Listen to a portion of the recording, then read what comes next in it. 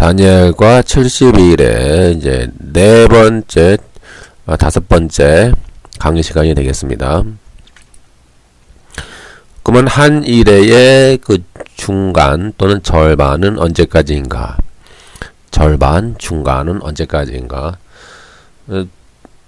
이제 한 일에서 시작돼서 한 일의 이제 절반이 끝나는 이제 시점, 그것은 이제 제사와 예물을 금지하고 멸망에 가증한 것, 그리고 황폐케 하리라, 이제 이런 사건들이 이루어지는 시간이 되겠죠. 일의 절반의 기준은 이제 멸망에 가증한 것. 영어로 잠깐 해볼게요.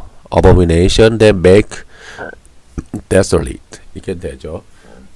왜 영어로 하냐면은 이것이 마태복음 24장 15절에도 계속 나와요. 그래서 제가 영어로 하는 거예요. 그냥 잘 못해도. 이것이 일어난 때가 결국 일의 절반이죠. 이것을 이제 다니엘 9장 27절에서 가증한 것들은 이제 히브리어로 퀵쿠즈입니다. 퀵쿠즈. 남성 복수인데요. 그리고 뒤덮기 위하여는 카나프입니다. 카나프. 여성 단수. 가증한 것들로 뒤덮게 하기 위하여. 그러니까 남성과 여성이 이제 혼합이 되어 있죠. 그리고 황폐하게 하되, 그것을 황폐하게 하되는 샤멤입니다. 샤멤. 남성 단수. 능동 강조 PL형인데요.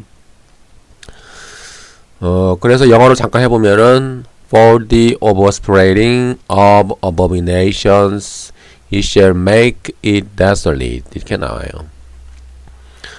여기서 이제 한글 개역 성경이 포악하여 가증한 것이 날개를 의지하며 설 것이며 라고 이제 번역을 해가지고 약간 오해의 소지가 있어요. 이렇게 번역하는 것보다는 이렇게 번역하는 게 좋아요. 즉 가증한 것들로 뒤덮기 위하여 그것이라는 것은 그 성소를 말하는 거예요. 그것을 황폐하게 하되 끝까지 완전히 끝날 때까지 그리할 것이며 작정된 것이 그 황폐한 곳에 쏟아지리라. 여기서 보면은요, 원문을 보면은 황폐하게 하되가 샤멤인데요. 이것이 두 번 나와요. 근데 한글 개역 성경은 한 번만 번역을 했어요. 한 번만. 근데 히브리어 27절을 보면은 황폐한다는 이 샤멤이 두 번 나와요. 그래서 즉 그 가증한 것들로 뒤덮게 하기 위하여 그것을, 사람이 아니에요. 적그리스도가 아닙니다. 그 성소, 그것을 황폐하게 하되 샤멤, 완전히 끝날 때까지 그리할 것이며 작정된 것이 그 황폐한 곳, 적그리스도가 아닙니다. 그 황폐한 그 곳, 그 성소에 쏟아지리라. 샤멤. 그러니까 두 번 나온다고 그랬어요. 그래서 이것을 한글 개역 성경은 한 번만 나오는 걸로 번역을 해놔가지고 좀 오해 소지가 있다. 제가 재번역을 할게요. 그가, 즉 메시아가 많은 사람과 한 일해 동안의 언약을 확정하겠고 그 일해의 한 중간에 희생물과 봉헌물을 그치게 할 것이며. 그렇죠. 여기서 언약을 깬다는 말 없어요. 우리 세대주의자들처럼 언약을 깬다, 언약을 어긴다는 말이 없어요. 그냥 중간에 희생물과 봉헌물을 그치는 거예요. 그러니까 잘 보세요. 이렇게. 또 가증한 것들로 뒤덮기 위하여 그것을 황폐하게 하되 완전히 끝날 때까지 그리할 것이며 작정된 것이 그 황폐한 곳에 쏟아져. 이게 두 번 나오는 거예요. 샤멤이 황폐하게 하되 그 황폐한 곳에 쏟아진다. 이거 주님의 이제 주권적 섭리와 작정을 이렇게 강조한 거예요. 두 번 나온다는 것을 강조한 것이죠. 근데 한글 성경은 이제 한 번으로만 번역을 해놨어요. 따라서 주님이 직접 이렇게 명시한 일의 절반. 그것은 결국 다니엘의 말한 바 멸망에 가증한 것과 황폐케 하리라는 그 말씀이 있잖아요. 마태복음에. 그거가 제가 연관시키려고 그러는 거예요. 이제 마태복음 23장에 보면은 정말 살펴본 것처럼 주님이 그 바리새인 서기관 등 그 당대 유대교 지도자들과 충돌이 있었죠. 절정에 다다랐어요. 그리고 주님은 그러한 거짓 종교, 유대 거짓 종교 지도자들에게 이 화 있을진저 외식하는 서기관들과 바리새인들이여 라고 하며 그들을 향해서 욕을 하는 거죠. 저주를 하는 거예요. 이 저주받을 놈들아, 이 나쁜 새끼들아, 그렇게 말하시는 거예요. 심하게 표현하면은 이 망할 놈들아, 그렇게 말하시는 거예요. 그러면서 이런 이제 예루살렘 성전의 종말과 이스라엘의 심판을 예언하시는 거죠. 주님은 이제 앞서서 이미 이제 열매 없는 무화과 나무를 저주하시는 그런 어떤 상징적 사건을 통해서 이스라엘의 그 임박한 심판을 이미 한번 예고하셨어요. 그래서 그 이제 마태복음 23장 37절에 예루살렘아 예루살렘아 선지자들을 죽이고 내게 파송된 자들을 돌로 치는 자여 암탉이 그 새끼를 날개 아래에 모은 같이 내가 내 자녀를 먹으러 한 일이 몇 번이더냐 그러나 너희가 원치 아니하였도다 보라 너희 집이 황폐하여 버려진 바 되리라. 황폐라는 말 자 영어로 자꾸 하는 이유는 뭐냐면은 다니엘의 그는 히브리어잖아요. 그리고 또 이 마태복음은 또 헬라어고 그래가지고 영어로 하는 거예요. 영어로. 그래서 영어로 보면 황폐라는 말이 데솔릿이요. 데솔릿. 근데 이 데솔릿이 아까 제가 말한 그 9장 27절에도 그 데솔릿이 나오는 거예요. 그 데솔릿이 그 데솔릿인 거예요. 황폐라는 말이. 아까 황폐라는 말 제가 2번 강조했잖아요. 샤멤. 그 2번 나온다. 그 2번 나오는 그 황폐가 영어로는 the desolat이야. desolate. 그것이 이제 계속 영어로 보면은 그 주님의 그 마태복음 23장, 24장에 계속 그 데솔릿이 나와요. 영어로.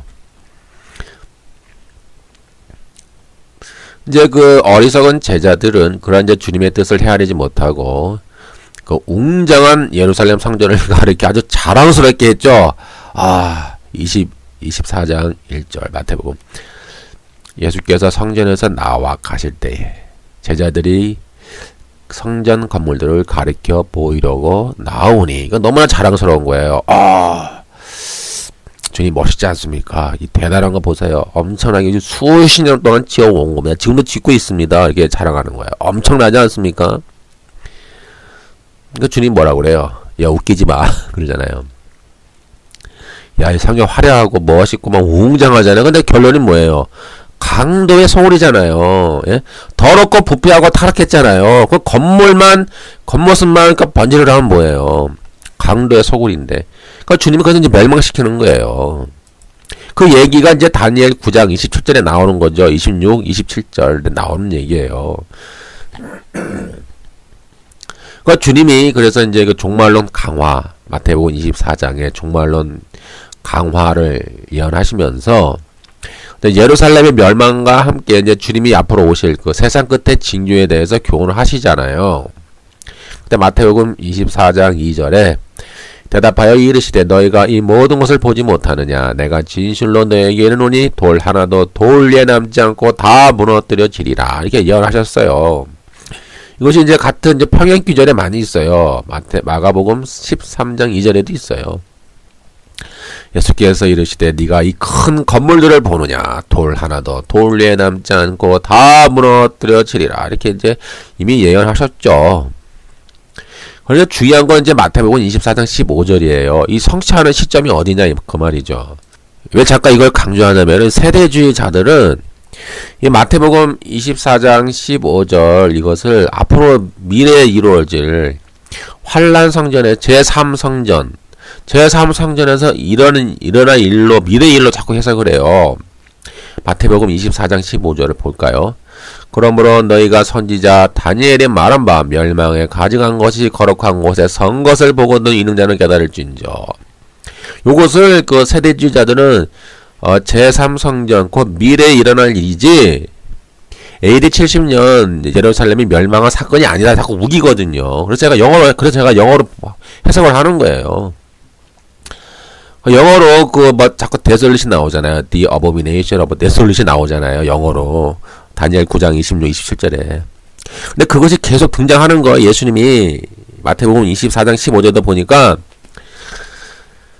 The abomination of desolate spoken of by Daniel the prophet 이렇게 나오는 거예요. 제가 영어를 못하지만 영어로 하는 이유는 지금 무슨 말이냐면은 desolate 그리고 abomination 이 단어가 멸망에 가증한 것인데 이것이 결국 주님이 말하는 것은 AD 70년에 이제 이루어질 것이다. 그 말 하시는 거예요. 주님은. 즉 무슨 말이냐면은 제3성전 앞으로 미래 대환란 7년 대환란 때 일어난 일을 말씀하시는 것이 아니라 주님이 이제 곧 있을 주님이 이제 십자가에 죽으시고 나서 곧 있을 AD 70년에 일어날 가까운 미래죠. 먼 미래는 아니니까 가까운 미래에 일어날 어떤 사건 엄청난 대사건이 일어날 것이다. 예루살렘 성에 그것을 이제 마태복음 24장 15절에서 말씀하시는 거예요. 근데 자꾸 세대주의자들은 우긴단 말이에요. 이것은 아니다. 그럴 일이 없다. 이것은 앞으로 7년 대환란 때 일어날 예언의 말씀이다. AD 70년에 성취된 그 말씀이 아니라 자꾸 우기잖아요.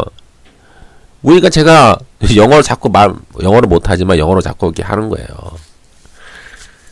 이 비슷한 평행 구절이 많이 있어요. 마가복음 13장 14절에도 멸망에 가증한 것이 서지 못할 곳에 선 것을 보거든 있는 자는 깨달을진저 그때 유대에 있는 자들은 산으로 도망할지어다 이렇게 했죠. 근데 이제 누가복음은 이방인들에게 전한 이방인들 대상으로 복음을 썼잖아요. 그다음에 이방인들은 이 다니엘을 몰라요. 다니엘도 모르고 멸망에 가증한 것도 몰라요. 그러니까 이제 풀어서 설명하잖아요. 누가복음 21장 20절은 너희가 예루살렘이 군대들에게 에워싸이는 것을 보거든 그 멸망이 가까이 온 줄 알라. 이렇게 이제 똑같은 사건을 누가는 풀어서 설명하는 거예요. 예루살렘이 군대는 무슨 군대예요? 로마 군대죠. 에워싸이는 것을 보거든 멸망이 가까운 줄 알라 이렇게 말씀하고 있는 거예요. 그러니까 이것이 세대주의자는 자꾸 미래로 제3성전 미래의 사건이다 이렇게 우긴단 말이죠. 그러니까 제가 그것을 대화가 안 되니까 자꾸 우기니까 대화가 안 되잖아요. 그래서 아니다. 그건 이미 AD 70년에 이미 벌어진 사건이다. 그러니까 우리의 입장에서는 과거지만은 예수님이 이 본문의 이 말씀을 예언하실 때는 이제 아직 미래의 사건이잖아요. 따라서 이제 이렇게 정리하면은 그 얘기예요. 특별한 거 없고요. 중요한 건 이거예요. 그러면 언제까지 예루살렘 성전이 황폐하게 될 것이냐? 그럼 이방인의 나오잖아. 이방인의 때가 차기까지 발필이라. 이제 이것이 주로 이제 예루살렘은 이방인의 때가 차기까지 발필이라 이렇게 예수님이 말씀하셨잖아요. 특히 누가복음 21장 24절 그들이 칼날에 죽임을 당하며 모든 이방에 사로잡혀 가겠고 예루살렘은 이방의 때가 차기까지 이방인들에게 발필이라. 이제 예루살렘 성과 예루살렘을 통째 말하는 거예요. 그럼 이방의 때가 어디까지냐 이 말이에요. 설명이 나와 있어요. 이미 로마서 11장 25절에 있잖아요. 뭐예요? 이방인의 충만한 수가 들어오기까지 이스라엘의 덜어는 우둔하게 된 것이라. 즉 이방인의 때라고 하는 것은 이방인의 충만한 수가 찰 때까지를 말하는 거예요. 그러면은 이제 유대인들이 모든 유대인들이 회심한다고 바울은 종말론적 전망을 말하고 있잖아요. 로마서 11장에서. 즉 예루살렘이 이방인의 때까지 찬다라고 차기까지 이방인들에게 밟힌다는 그 시기가 어느 시점이냐면은 즉 이방인의 충만한 수가 들어와서 유대인들이 이제 예수님께 회심하는 그 사건과 이제 일치가 되는 거예요. 그것이 이방인의 때라는 거예요. 다시 말하면 이방인의 때는 이방인의 충만한 수가 들어오기까지를 말씀하는 거예요. 이렇게 여러분들 이해하시면 되고요. 중요한 얘기도 하나 제가 하려고 그래요. 그러면 왜 이 절반이 어떤 의미냐? 시간의 절반이냐? 이게 시간의 절반은 아닌 것 같아. 이게 시간으로 계산하면 또 안 맞잖아요. 아니 일의 절반이 AD 7천년인데 나머지 일의 절반이 남았잖아요. 그럼 나머지 계산하니까 안 맞죠. 왜냐면 나머지 일의 절반은 주님의 재림 때까지니까는. 그러니까 제가 자꾸 메타포를 보는 거예요. 근데 세대주의자들은 이것을 싫어하니까 이제 문자적으로 해석하잖아요. 7년, 무조건 7년이라고 하는데, 이 7의 언약, 7의 언약인데, 영원한 언약이고, 새 언약이잖아요. 근데 이것이, 그러면 1의 절반이라고 하는 것은 정말 시간의 딱 중간이냐, 딱 시간의 딱 중간이냐, 그건 아닌 것 같아요. 그건 아니고, 어떠한 역사적 터닝 포인트에 초점이 맞춰지는 거예요. 역사적 전환점이 되는 거예요. 즉, 1의 절반이라고 하는 말은 시간의 어떤 딱 절반, 정확하게 반뚝 잘라서 절반이라고 하기보다는 그 역사적 큰 전환점, 어떤 터닝 포인트, 완전한 어떤 그 종말론적 사건, 큰 사건을 의미하는 거예요. 그렇기 때문에 이 다니엘 9장 26, 27절에서는 이 땅의 성전이 예루살렘 성전이 이 땅의 성전이 이제 1의 절반에 완전히 파괴되고 다시 복구되지 않아요. 왜냐면 막 말씀드렸잖아요. 끝까지 전쟁이 일어날 것이고 끝까지 황폐하게 되리라라고 이미 황폐가 2번이 반복된다고 그랬잖아요. 27절에 황폐가 2번 반복돼요. 황폐하게 하고 그 진노가 황폐한 곳에 계속 떨어지리다. 이렇게 2번 샤맴 황폐가 2번 강조되는 거예요. 27절에. 그러니까 결국 뭐냐 터닝 포인트. 그러니까 1의 절반은 이 땅에 있는 땅의 성전이 완전히 파괴가 되고요. 그럼 1의 절반이 남았잖아요. 그 누가 말하는 거야? 이제 요한계시록부터 1의 절반인 거예요. 그러니까 저는 그래서 다니엘과 요한계시록은 이어진다라고 보는 거예요. 왜냐하면 다니엘서는 이제 그 1의 절반까지만 딱 얘기하고 끝쳐요. 그리고 나머지 그 1의 절반은 이어받아서 이제 요한계시록에서 그 나머지 1의 절반을 풀어가는 과정이에요. 주님의 재림 때까지. 그래서 그 1의 절반은 이 땅의 성전이 파괴가 되고 나머지 요한계시록에서 말하는 1의 절반은 참 성전, 몸 성전이 지어져가는 과정을 묘사하는 거예요. 그래서 요한계시록 21장에 하늘에다 새 예루살렘 성이 내려오잖아요. 이게 중요한 터닝 포인트라는 거예요. 무슨 얘기냐면은 어떤 시간의 딱 절반이 아니라 아주 역사적 중요한 사건 AD 70년에 이 땅의 성전, 인간의 손으로 지은 강도의 소굴이잖아요. 예루살렘 성전이 저주받은 성전 아닙니까? 저주받은 땅의 성전이 완전히 파괴가 되고요. 그 이후에 이제 참 성전, 하나님의 백성, 하나님의 자녀들, 성도가 주의 재림 때까지 참 성전으로 이렇게 지어져가는 과정, 그것이 또 중요한 터닝 포인트가 되잖아요. 그것이 나머지 이제 1의 절반의 과정이 되는 거예요. 그래서 저는 다니엘과 요한계시록이 서로 이어진다라고 보는 거예요. 즉 보면은요, 요한계시록은 계속 짐승과 싸우잖아요. 계속 보면 짐승이 나오잖아요. 땅에서 나오는 짐승, 바다에서 나오는 짐승과 이제 성도가 싸워요. 계속 싸우잖아요. 싸우면서 순교당하잖아요. 그래서 뭐 목베인 당한 사람도 있고, 뭐 666 짐승의 이름에게 경배하지 않는 사람도 있잖아요. 그 합쳐서 14만 4천이에요. 이것을 또 다른 말로 표현하면은 흰 옷을 입은 셀 수 없는 큰 무리죠. 이것이 결국 뭐냐면은 지어져가는 참 성전을 말하는 거예요. 그러니까 이 땅의 성전은 완전히 파괴되었고, 그다음에 주님이 원하시는 참 성전, 하나님의 백성, 하나님이 거하시는 진정한 처소인 하나님의 백성이 이제 그러한 참 성전으로 지어져 가는 과정을 요한계시록은 계속 그것을 이제 말씀하고 있는 거예요. 주의 재림 때까지. 즉 새로운 성전으로 하나님의 백성들이 지어져 가는 과정을 요한계시록은 이제 묘사하고 있는 거예요. 그리고 마지막 날 종말에는 이제 하나님의 참 성전들을 파괴를 하죠. 이제 그 곡과 마곡의 전쟁을 보면은 하나님의 참 성전을 파괴한 게 아니라 파괴하려고 하는 이 땅의 세력, 곡과 마곡이라고 하는 이 땅의 세력, 그 사탄의 세력과 이제 전쟁을 하고, 그리고 하나님이 하늘에서 불을 내림으로써 그 땅에 있는 모든 땅의 세력들을 완전히 이제 파괴시키고 또 멸망시키죠. 그럼으로써 이제 하나님의 진정한 백성들인 참 성전, 새로운 성전이 이제 완전히 완성이 되는 거예요. 따라서 다니엘은 한 일의 절반까지만 말을 하는 거예요. 왜냐하면은 다니엘 9장 24절에 보니까 내 백성과 내 거룩한 성을 위하여 70일을 기한으로 정하였나니 허물이 그치며 죄가 끝나며 죄악이 용서되며 영원한 의가 드러나며 환상과 예언이 응하며 또 지극히 거룩한 이가 기름 부음을 받으리라. 여기서요 환상과 예언이 응하며를 해석을 잘 하셔야 돼요. 여기 보면은 핫함인데 히브리 핫함인데 이것이 봉인하다는 뜻이 있어요. 그러니까 다시 해석하면은 환상과 예언이 봉인하며 그 뜻이에요. To seal up, 핫함, 봉인하다는 뜻이에요.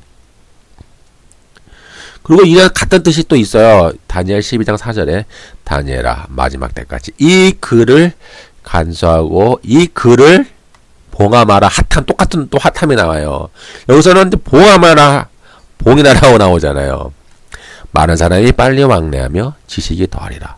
즉 뭐냐면은 이제 다니엘은 이제 그 일의 절반까지만 얘기하고 딱 봉인을 하는 거예요. 핫함을 하는 거예요. 봉인하라고 그러잖아요. 지금 예수님이 나타나셔가지고 그 저기 다니엘에게 말씀하시잖아요. 그건 핫함하라, 봉함하라, to seal up. 그런데 이제 요한계시록을 봤더니 5장 5절에 보니까 요한계시록 5장 5절에 보니까 장로 중에 한 사람이 내게 말하되 울지 말라 유다 지파의 사자 다윗의 뿌리가 이겼으니 그 두루마리와 7인 스프라기스죠. 헬라어로 스프라기스 그 7인을 이제 다시 떼는 거예요. 그러니까 인이라는 것이 같은 개념이거든요. 무슨 얘기냐면 다니엘 9장과 아까 읽은 12절 9장과 12장에서는 그걸 봉함하라 핫함하라 그랬잖아요. to seal up.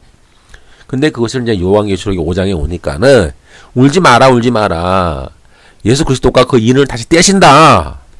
근데 7인을 떼는 거예요. 그러므로써 이제 그 종말의 과정이 오픈이 되는 거죠. 오픈이 되면서 새로운 하나님의 삼성전, 하나님의 백성이 이제 지어져 가는 과정을 쭉 묘사해 나가는 거예요. 그렇게 보셔야 됩니다. 즉 요한계시록은 주님의 재림 때까지 그 기간이 이제 남은 한 일의 마지막 한 일의 절반이에요. 그래서 뭐 42달, 1260일, 한때 두때 반때 계속 그런 말이 나오잖아요. 그 상징이란 말이죠. 그러니까 문자적으로 3년 반, 뭐 전 3년 반, 후 3년 반이 아니라 어떤 그 메타포야 메타포.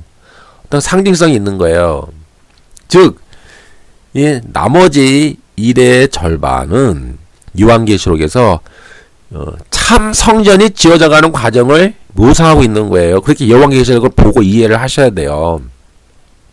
즉 예수님이 재림하실 때까지 AD 70년 이후부터 요한계시록 예수님이 재림하실 때까지가 새로운 참 성전이 지어져가는 과정이에요. 그러니까 이 땅의 성전, 예루살렘 저 성전, 강도의 소굴, 부패하고 타락한 저 사악한 이 땅의 성전이 이제 완전히 폐허가 되고 무너지고 다시 지어지지 않아요. 그러니까 제3의 상전 다시 안 지어져요. 그리고 진정한 성전, 하나님의 백성, 하나님의 성도, 거룩한 하나님의 백성들이 이제 참 성전으로 지어져 가는 과정이죠. 그것이 어떻게 지어져 가요? 싸워야 되잖아요.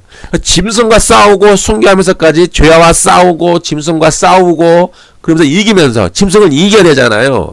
짐승을 이기면서 우상과 싸우면서 죄악과 싸우면서 그 큰 성 바벨론과 싸우면서 하나님의 성전으로 지어져 가는 과정을 요한계시록은 기록을 하고 있는 거예요. 그렇기 때문에 다니엘과 요한계시록은 이어지는 거예요. 스토리가 분리되는 게 아니에요. 근데 여기 보면은 참 특이한 점이 있습니다. 제가 이렇게 요한계시록을 보니까는요. 하나님의 성을 대적하는 또 큰 성이 있어요. 인간의 성, 사탄의 성, 즉 바벨론이 있어요. 그 인간의 성 바벨론은 하나님의 성을 대적을 해요. 그러니까 성과 성이 서로 싸우는 거예요. 그래서 요한계시록 11장 8절을 보니까 그들의 시체가 뭐예요? 숨겨당한 하나님의 백성들을 말하는 거예요. 시체가 큰 성 길에 있으니 그 성은 영적으로 하면 소돔이라고 하고 애굽이라고도 하니 곧 그들의 주께서 십자가에 못 박히신 곳이야. 그 큰 성이 나오죠. 큰은 메가스, 헬라어로 메가스. 성은 폴리스입니다. 그러니까 메가스 폴리스라고 돼 있는데 큰 성, 큰 성은 뭐냐면은 인간의 성이고 바벨론 성을 말하고 그 음녀가 지배하는 성이고 그 사탄이 지배하는 성, 짐승이 지배하는 성을 말하는 거예요. 그 큰 성이 성도를 박해하잖아요. 순교시키고 그러잖아요. 죽이잖아요. 그래서 그 시체가 큰 성 길 옆에 있는 거예요. 그 영적으로 하면 소돔이고 영적으로 하면 애굽이라고 하잖아요. 즉 주님께서 못 박히시고 그 골고다 언덕을 말하는 게 아니에요. 골고다 언덕 어떤 그 지리적인 문자적인 의미로서 골고다 언덕이 아니라 영적인 의미 메타포죠 이거는. 그리고 그만큼 지금 그 주님의 백성들이 순교 당하고 있으면서 지금 하나님의 참 성전으로 지금 지어져 가는 과정을 말씀하고 있는 거예요. 이토록 이 땅에 있는 큰 성, 바벨론 성이 계속 하나님의 참 성전을 막 회방하는 거예요. 방해하고. 요한계시록 14장 8절 또 다른 천사하고 둘째가 그 뒤를 따라 말하되 무너졌도다 큰 성 바벨론이여 모든 나라에게 그의 음행으로 말미암아 진노의 포도주를 먹이던 자로다. 이렇게 나오잖아요. 그러니까 큰 음성은 음녀고요. 진노의 포도주를 먹는 타락한 성을 말하는 거예요. 모든 이 땅의 백성들이 거하는 하늘의 성 하나님을 대적하는 이 땅에 있는 모든 무리들이죠. 거기에는 하여튼 땅에 있는 짐승도 있고 바다에서 온 짐승도 있고 그건 나중에 이제 요한계시록을 할 때 다시 자세히 강의하고요. 하여튼 그 큰 성 바벨론이 이제 나중에 망하잖아요. 요한계시록 16장 19절 큰 성 또 나오죠. 새 갈래로 갈라지고 만국의 성들도 무너지니 큰 성 바벨론이 하나님 앞에 기억하신 바 되어 그의 맹렬한 진노의 포도주 잔을 받으며 이렇게 이제 요한계시록을 보면은 큰 성 바벨론 성 새 갈래로 갈라지고 나중에는 무너지잖아요. 여러분들이 이제 요한계시록 18장에 쭉 가면은요 무너져요. 완전히 무너져 박살 나버리죠. 심판을 받잖아요. 그러면서 요한계시록 20장 9절에 보니까 하나님의 성 진정한 성전 성도들이 이제 지어져가는 모습을 표현하고 있어요. 그래서 요한계시록 20장 9절에 보니까 그들이 지면에 널리 퍼져 그들은 그 땅에 있는 백성이죠. 곡과 마고 땅에 있는 백성들인데 그 널리 퍼져 진과 성도들의 진과 사랑하는 성을 두르매 하늘에서 불이 내려와 그들을 불태우고 여기서 진이라는 말은요 파렘볼레예요. 파렘볼레인데 그 군대 진영 영내를 의미하고 사랑하시는 성은 폴리스예요. 그러니까는 폴리스가 두 개가 나오는 거죠. 즉 큰 성 바벨론에 있는 큰 성 바벨론이라고 하는 그런 폴리스가 하나 있고 거룩한 하나님의 백성인 폴리스가 있는 거야. 두 개의 폴리스가 서로 싸우는 거예요. 그러다가 큰 성 바벨론은 멸망당하고 하나님의 백성 성도들의 진 파란볼레와 사랑하시는 성 폴리스가 이제 완성되어져 가는 과정이 나오는 거예요. 요한계시록 이거 자꾸 그렇게 묘사가 돼요. 성도들의 진과 사랑하시는 성은 결국 뭐예요?